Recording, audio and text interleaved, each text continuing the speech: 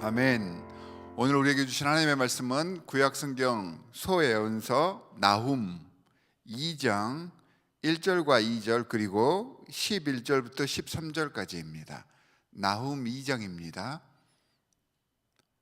나훔 2장 1절부터 2절 그리고 11절부터 18절까지 말씀. 소예언서 중에서 일곱 번째 나훔 2장 1절부터 2절 그리고 11절부터 13절까지의 말씀 우리 함께 합독해서 읽겠습니다. 먼저 1절부터 2절 함께 읽겠습니다. 침략군이 너를 치러 올라왔다. 성을 지켜보려무나 길을 지켜보려무나 허리를 질끈 동이고 있는 힘을 다하여 막아보려무나 약탈자들이 야곱과 이스라엘을 약탈하고 포도나무 가지를 없애버렸지만 주님께서 야곱의 영광을 회복시키시며 이스라엘의 영광을 회복시키실 것이다. 11절부터 13절까지 같이 읽겠습니다. 시작. 그 사자들의 굴이 어디에 있느냐? 사자들이 그 새끼들을 먹이던 곳이 어디 있느냐? 수사자와 암사자와 새끼 사자가 겁없이 드나들던 그곳이 어디에 있느냐? 수사자가 새끼에게 먹이를 넉넉히 먹이려고 숱하게 죽이더니 암컷에게도 많이 먹이려고 먹이를 많이도 죽이더니 사냥하여 온 곳으로 바위 굴을 가득 채우고 잡아온 먹이로 사적 굴을 가득 채우더니 내가 너를 치겠다. 나 만군의 주의 말이다. 내 병거를 불살라서 연기와 함께 사라지게 하겠다. 너의 새끼 사자들은 칼을 맞고 죽을 것이다. 이 세상에 내 먹이를 남겨놓지 않겠다. 내가 보낸 전령의 전갈이 다시는 들리지 않을 것이다. 아멘. 저희가 계속해서 나훔서를 읽고 있는데 나훔서는 니느웨에 대한 심판에 대해서 이야기를 하고 있습니다. 니느웨에 대한 심판에 대한 말씀이 이 나훔서와 요나서에서 이렇게 표현이 되고 있죠. 나훔 1장, 지난주에 봤던 1장에서는 아시리아의 수도 니느웨에 대한 하나님의 분노가 어떠한지에 대해서 알려주고 있고요. 오늘 2장 말씀에서는 이 하나님의 분노가 이 아시리아의 수도인 니느웨에 어떻게 표현되고 심판이 나타나는지를 선포하고 있습니다. 아까도 말씀드렸듯이 이 니느웨에 대한 심판에 대해서 이야기를 하고 있는 예언서가 요나서와 나훔서입니다. 그래서 나훔서를 읽다 보면 자꾸 이 요나서가 생각이 나고 오버랩이 됩니다. 제가 같이 묶어서 한번 오늘 말씀을 묵상하도록 하겠습니다. 나훔서는 하나님과 하나님의 백성들에게 대적하는 악인들에 대한 하나님의 철저한 그리고 아주 완벽한 그러한 그 대응을 기록하고 있는데 말씀을 묵상하다 보면 한편으로는 불편한 감정이 들기도 합니다. 자, 요나서에서는 그 하나님께서는 악한 성읍임에도 불구하고 그들을 향한 간절하고 넉넉한 사랑으로 끝까지 기다려 주셨던 그 하나님을 우리에게 보여주었는데 이 나훔서에서는 가차없는 하나님의 보복이 그려지고 있기 때문입니다. 구약의 모든 예언서에 한 가지 공통된 주제가 있습니다. 우리가 4개의 대예언서 그리고 12개의 서예언서를 읽으면서 머릿속에 항상 이렇게 생각하고 있어야 할 그 주제가 있습니다. 예언서의 주제는 복음입니다. 그 복음의 실체가 뭐냐면 하나님께서 통치하실 하나님의 나라가 이 땅에 올 것이다. 이 하나님의 나라를 위하여서 하나님께서는 메시아를 보내주실 것이고 이 메시아를 통해서 메시아로 말미암아 모든 하나님의 백성들이 하나님의 은혜 가운데 하나님의 사랑 가운데 거하게 된다.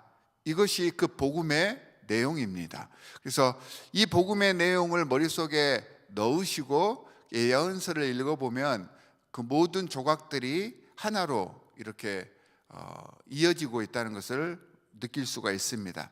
이런 복음을 증거하는 사람들, 이 사람들을 시편과 또한 신약 성경에서는 기쁨을 전하는 자들 이렇게 이야기를 하죠. 이 복음을 증거하는 사람들, 기쁜 소식을 전하는 사람들, 이들이 바로 예언자이고요, 선지자인 것입니다. 그런데 그 기쁜 소식을 전해야 할 예언자인 나훔이 전하는 오늘 본문의 소식은 대적들에게 선포되는 멸망의 말씀입니다. 분노에 찬 하나님의 보복을 이야기를 하고 있습니다. 자, 1절 말씀에 보면 이 1절 말씀을 조금 쉽게 이렇게 번역을 해서 이야기를 하면 이런 뜻이죠. 어이, 너희 대적들, 너희 원수들, 너희가 아무리 막아보려 해봐라. 너희는 전부 다른 침략자들에 의해서 너희가 침략한 것 그대로 망하게 된다. 이게 바로 1절의 말씀입니다. 이렇게 지금 선포를 하고 있습니다. 원수의 멸망을 마치 하나님의 구원처럼 여겨서 기뻐 환호하는 노래. 이 노래가 바로 나훔서의 주제입니다. 원수를 갚으신다는 것이죠. 악한 자들을, 나에게 잘못됐던 사람들, 내 백성들에게 잘못했던 사람들, 그 민족들에게 보복하시겠다라고 하는 내용입니다. 사실 이 부분이 저에게는요, 은혜가 되기도 하지만 또 한편으로는 도전이 되는 말씀이기도 합니다. 받아들이기 조금 애매한 말씀이기도 하다는 말이죠. 요나서에서는 니느웨의 멸망을 바라는 선지자 요나의 기도에도 불구하고 니느웨를 향한 하나님의 사랑과 그들을 기다려주시는 그 마음이 이렇게 표현이 되죠. 좌우를 가리지 못하는 사람 12만 명과 수많은 짐승이 있는 이 도시를 내가 걱정하지 않을 수 있느냐, 이렇게 말씀을 하셨습니다. 우리 마음속에는, 우리 이성적으로는, 감정적으로는, 도덕적으로는 이런 하나님의 모습이 더 마음에 듭니다. 이런 하나님이 진짜 하나님인 것 같습니다. 대적들, 원수들에게까지도 사랑을 베풀어 주시는, 그렇게 사랑을 베풀어 주시는 하나님이니까 더 큰 하나님처럼 느껴지는 그런 자비를 허락하시는 하나님, 얼마나 좋고 멋진 하나님이십니까? 이런 하나님이, 이런 신이 우리의 하나님이시기를 바라는 마음이 우리 마음속에 있습니다. 그래서 어떤 사람들은 구약의 문구 속에서 나타나는 보복하시는 하나님은 참신이 아니다라고까지 이야기했던 학자들이 있기까지 했습니다. 그런데요, 그렇지가 않습니다. 하나님의 사랑의 그 개념 속에는요, 공의와 정의의 개념이 함께 포함되어 있다는 것을 간과해 버렸기 때문입니다. 나훔서를 포함해서 구약 예언서에 나오는 모든 표현들, 아니 구약에 나오는 모든 표현들, 원수를 갚으신다, 보복하신다, 그의 참 의미를 알고 읽을 수 있어야겠죠. 진정한 보복의 의미가 오늘 본문 2절에서 나타납니다. 구약 성경에서 이야기하는 보복의 의미, 원수를 갚는다라고 하는 그 진짜 의미가 오늘 본문 2절에서 설명이 됩니다. 불의를 꺾고 정의를 회복하는 것, 이게 원수를 갚는다의 구약 성경에서의 진짜 의미입니다. 2절의 의미를 보면 약탈자의 폭력을 제거해 버리고요, 이스라엘의 영광, 그러니까 하나님의 정의를 회복시키는 것, 이게 구약 성경에 나오는 원수를 제거하고 보복하신다라고 하는 진짜 의미입니다. 그래서 여러분들께서 구약 성경을 읽을 때 원수를 제거하고 대적들을 죽인다라는 표현 대신에 하나님의 공의와 정의를 회복한다, 이 문구를 넣으면 다 의미가 제대로 전달되게 되어 있습니다. 하나님은요, 이유 없이 쉽게 분노하시고 그 분노를 무분별하게 쏟아내시는 그런 분이 아니십니다. 나훔 1장 3절에 보면 주님은 좀처럼 노하지 않으시고 권능이 한없이 많으시지만 죄는 절대로 내버려 두지 않는 분이다 라고 하나님을 설명하고 있습니다. 나훔서에서 말하는 아시리아의 수도 이 니느웨의 멸망은요, 그냥 일어난 게 아닙니다. 그들이 가지고 있던 인간의 도리를 거스르며 인간 존엄을 훼손했던 그들의 폭력과 억압 때문에 그들이 그러한 결과를 당할 것이다 라고 이야기를 하고 있습니다. 이것이 이렇게 인간의 존엄성을 훼손하는 이 자체가 하나님의 주권을 거역하는 행위였다라는 것을 나훔서에서는 이야기를 해줍니다. 나훔서 전체의 예언들 속에는 니느웨가 어떻게 심판을 받게 될 것인가에 대한 아주 자세한 묘사가 나옵니다. 나훔서 2장 전체, 그리고 오늘 우리가 읽었던 11절과 11절부터 13절의 그 내용들이 아주 잘 나타나고 있는데요. 사실 그들이 받을 재앙은 그들이 다른 민족에게 했던 그대로 받는 것입니다. 그러니까 그들이 어떻게 다른 민족들을 핍박했는지를 그들이 받는 재앙 속에서 그대로 보여주고 있었던 것입니다. 11절에 사자의 예가 나오잖아요. 아시리아 사람들, 그러니까 아수르 사람들은요, 전통적으로 자신들을 사자와 연관을 시켰습니다. 그리고 아시리아에 나오는 모든 신들은요, 숫사자나 암사자를 타고 등장을 합니다. 그리고 자신들을 사자와 같은 민족, 이렇게 그들은 항상 생각을 하면서 사자와 연관을 시켰습니다. 선지자는 폭력의 상징이었던 이 사자굴에 철저히 멸망이 다가온다라고 하는 것을 보여주기 위해서 이 사자를 가져다가 쓴 것입니다. 12절 말씀에서 아시리아의 잔인함을 그대로 표현해 주고 있습니다. 이 12절 말씀에서 이렇게 아시리아가 멸망한다고 했는데, 사실은 아시리아가 주위에 있는 모든 민족들, 다른 나라에 행했던 폭력의 모습이 바로 12절의 모습입니다. 아시리아는요, 고대 근동 역사 속에서 가장 잔인한 민족 중에 하나입니다. 정복할 때도 아주 강력하고 아주 무서운 짓을 했습니다. 사람의 손과 발, 귀와 코를 자르고요, 그 사람들이 자신들의 민족이 아니었을 때는 눈을 파버리고 이렇게 하는 것들을 일상적으로 일삼았던 민족입니다. 사람들의 목을 잘라서 끈에 꿰어서 도성의 문 앞에 쌓아놓거나 혹은 걸어놓기를 즐겨했다라고 했습니다. 이 아시리아의 모습과 가장 비견되는 현대의 나라들이 어디냐면 2차 세계대전 때 나치의 그러한 그 만행, 그리고 일본이 했던 생체 실험 부대가 저지른 만행을 그 고대 시대 아시리아가 그대로 했다라고 역사는 증거를 하고 있습니다. 여기에 대한 이런 악함과 폭력에 대한 하나님의 분노를 이 나훔서에서는 이야기를 하고 있습니다. 그리고 그 하나님의 분노는 정당한 것입니다 라는 것을 선포하고 있습니다. 사랑이신 하나님에 대한 잘못된 왜곡이 어디서 또 이루어지냐 하면은, 우리가 말씀을 읽을 때 자꾸 우리식으로 우리 처지에 맞게끔 그 말씀을 읽기 때문입니다.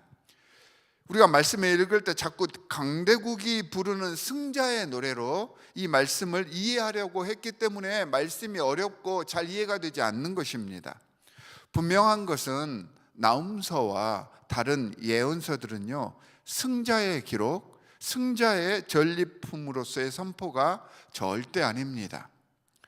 폭력을 동반해서 팽창하고 있던 악의 제국은 승자들이잖아요. 악의 대제국에 희생된 이들이 붙잡고 있는 간절한 믿음의 표현이 바로 예언서인 것입니다. 상황이나 글의 내용을 어떻게 해석하느냐에 있어서 중요한 것은요, 어떤 관점으로 그 글들을 읽느냐입니다. 약자의 입장에서 약자를 위해 쓴 글을 일반적인 상황으로 이해하려고 해서는 안 됩니다. 예언서는요, 전쟁통에 또는 지배를 받고 있는 피지배자의 입장에서 쓴 그림을 우리가 알고 읽어야 한다는 것입니다. 전쟁으로 인해서 자유를 억압당한 이들을 위해서 쓴 글을 평화시대 일상의 관점으로 읽으려고 해서도 안 되고요, 그렇게 받아들이려고 한다고 하면 내용이 왜곡되게 되어 있습니다. 그래서 올바른 뜻이 전달되지 못하는 것입니다. 그러다 보니 구약의 하나님을 아주 이상한 신으로 이해하는 오류가 생기는 것입니다. 혹시 나훔서와 예언서 혹은 구약을 읽다가 원수를 갚으시고 보복하신다라는 하나님에 대한 그런 글들을 읽고 거부감을 느끼셨다면, 조금이라도 그런 마음이 들으셨다면, 혹시 내가 특수한 상황 속에서 선포하셨던 하나님의 메시지를 내 좋을 대로 내 상황에만 비추어서 잘못 적용하지 않았는지 반성해 볼 필요가 있다는 말이죠. 마지막으로 오늘 말씀을 삶 속에 적용할 때 살펴봐야 하는 점은, 하나님의 분노를 일으켰던 아시리아의 폭력과 억압의 모습이 혹시 내 삶 속에서 반복되고 있지 않는지를 살펴볼 수 있어야 한다는 것입니다. 역지사지의 마음을 가져보자는 뜻이죠. 하나님께서는 나를 힘들게 하는 모든 폭력의 대적들을 분명하게 심판해 주십니다. 하나님의 자녀인 우리를 힘들게 하는 그 대적들에 대해서 확실하게 심판을 해 주십니다. 하지만 또한 내가 누군가에게 영향을 주는 폭력의 모습을 나타냈을 때 그 심판의 잣대를 나에게도 똑같이 대신다는 것을 잊지 마시기 바랍니다. 육체적으로 직접 가하는 폭력뿐만이 아니라 관계 속에서 상대를 무시하고 곤란하게 하며 압박을 느끼게 하는 모든 이기심이 사실은 폭력인 것입니다. 우리가 남에게 행한 모든 폭력, 하나님께서 똑같이 우리에게도 갚으실 수 있다는 것을 잊지 마시기 바랍니다. 사랑의 하나님께서는 불의를 바로잡고 주님의 은혜를 통해서 모든 이들이 화해하고 공평하고 평등해지기를 바라십니다. 주님은 우리의 대적, 악한 영의 폭력으로부터 우리를 보호해 주십니다. 그래서 우리는 당당해지실 수 있어야 합니다. 오늘 하루 이 말씀을 기억하며 우리를 사랑하시지만 또한 그 사랑 속에서 우리의 불의한 모습, 우리의 잘못된 그런 모습들을, 죄의 모습을 제거해 나가기를 간절히 바라고 계시는 하나님의 공의가 함께 그 하나님의 사랑 속에서 작용하고 있다는 것을 잊지 말고 주님과 소통하기를 꾸준히 해 나가시는 하나님의 귀한 자녀들로서 새해를 맞이하시기를 주 예수 그리스도의 이름으로 간절히 축원합니다. 두 가지 기도 제목을 드리도록 하겠습니다. 첫 번째는, 원수를 대적하시는 하나님은 불의를 미워하시고 정의를 회복시키는 사랑의 하나님임을 잊지 마십시다. 그 하나님께서 우리를 사랑해 주시듯이 내 주위에 있는 다른 이들도 나를 사랑해 주시듯이 사랑해 주심을 잊지 말고 하나님과의 관계 속에서 아름다운 관계를 이어가기 위한 그런 새해가 되게 해 주십시오라고 기도해 주시기 바랍니다. 두 번째는, 역시 새해를 맞아서 주님의 마음에 합한 하나님의 자녀로 성장하기를 바랍니다. 올 2024년도 우리 교회의 새로운 표어가 우리의 삶으로 예배하자라고 하는 표어입니다. 우리의 삶 속에서 예배 시간에만 예배를 드리는 것이 아니라 내 삶이 예배가 될 수 있는 그런 새해가 될 수 있도록 해 주십시오라고 여러분들께서 이 시간 중보하시기 바랍니다. 두 가지 기도 제목을 가지고 우리 함께 기도하도록 하겠습니다.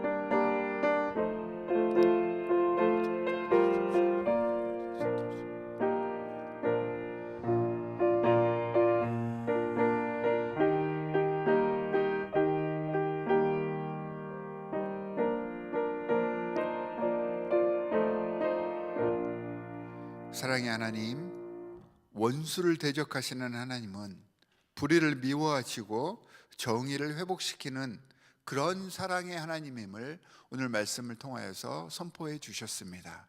하나님 아버지, 주님께서는 우리의 모든 대적들을 친히 감당해 주신다고 약속을 해 주셨사오니 모든 전쟁과 싸움은 하나님께 맡겨두고 우리는 더욱더 하나님의 사랑에 입각하여 우리 주위에 있는 모든 사람들을 사랑하고 섬길 수 있기를 간절히 바랍니다. 새해에는 하나님의 마음을 품고 예수 그리스도의 품성으로 더욱더 사랑하고 하나님의 정의와 공의를 실천해 갈 수 있는 참 하나님의 백성으로 거듭나겠습니다. 우리와 함께하여 주시옵시고 우리의 삶 속에서 하나님께 영광 돌리게 하여 주시옵소서. 하나님, 예배 시간, 특정 시간에만 하나님께 예배하는 것이 아니라 우리의 삶 속에서, 우리의 모든 일상 속에서 하나님의 사랑이 우리를 통하여서 세상 속에 흘러나가기를 간절히 바랍니다. 우리 데트로이트 한인연합장로교회에 속한 모든 권속들이 하나님의 사랑을 세상에 흘려보내는, 그래서 하나님의 나라를 이 땅에서 팽창시켜 나아가는 참 예배자들, 참 기도자들로 성숙해 가기를 간절히 바라오니 이 시간 성령으로 우리와 함께하여 주시옵시사 우리로 하여금 삶 속에서 예배하는 자들로서 세상 속에 하나님의 영광을 드러내게 하여 주시옵소서. 우리의 모든 힘들고 어려운 점들 주님께서 다 책임져 주실 줄 믿습니다. 하나님, 오늘 특별히 이렇게 새벽 제단에 나와서 주님께 기도하며 간곡히 아뢰는 하나님의 백성들 머리 위에 안수하여 주시옵시고, 하나님, 이들을 통하여서 이들의 기도가 하늘에 상달되며 아름다운 결실을 맺을 수 있도록 복의 복을 더하여 주시옵소서. 우리를 구원하신 주 예수 그리스도의 이름으로 기도하옵나이다. 아멘. 하늘에 계신 우리 아버지여, 이름이 거룩히 여김을 받으시오며 나라의 임하옵시며 뜻이 하늘에서 이룬 것 같이 땅에서도 이루어지이다. 오늘날 우리에게 일용할 양식을 주옵시고 우리가 우리에게 죄 지은 자를 사하여 준 것 같이 우리 죄를 사하여 주옵시고 우리를 시험에 들게 하지 마옵시고 다만 악에서 구하옵소서. 나라와 권세와 영광이 아버지께 영원히 있사옵나이다. 아멘.